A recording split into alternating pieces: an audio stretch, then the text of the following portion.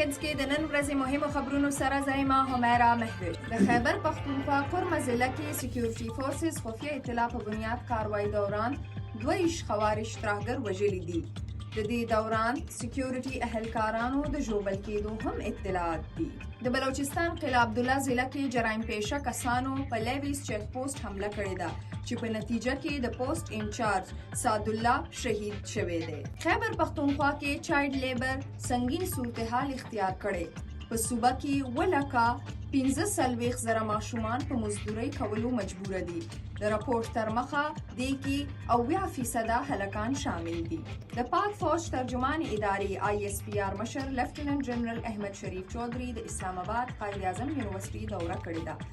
د ملک داخلي صورتحال او ملکی دفاع په اړه خبرې اترې کړې دي. خیبر پختونخوا کې 394 افغان سندرغاړي د پاکستان څخه په زور د ویستلو خلاف عدالت کې درخواست جمع کړی دی.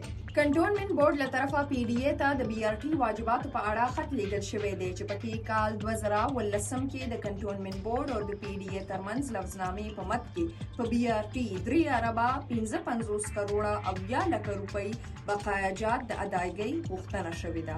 دا تر دې دمه مهم خبرونه نورو خبرونو او معلوماتو لپاره سونو پښتونخوا سره اوسئ.